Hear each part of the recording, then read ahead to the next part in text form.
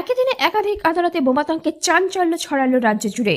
কলকাতার নগর দায়রা আদালতে প্রধান বিচারপতির কাছে ইমেলে বোমা রাখার হুমকি আসে। খবর পেয়ে পৌঁছে যায় পুলিশ, বোম স্কোয়াড ও স্নিফার ডগ। সাময়িকভাবে বন্ধ থাকে আদালতের কাজ।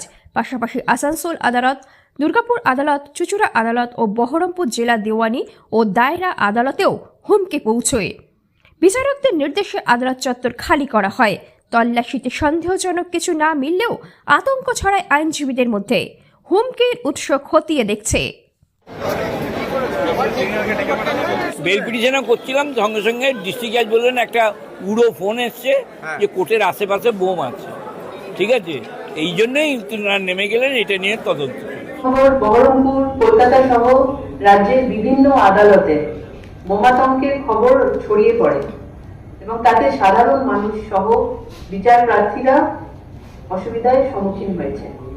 রাজ্য সরকারের তরফে পুলিশ ঘটনাস্থলে দ্রুততার সঙ্গে পৌঁছে যায় এবং ঘটনার তদন্ত চলে এবং তা মিথ্যে প্রমাণিত হয়।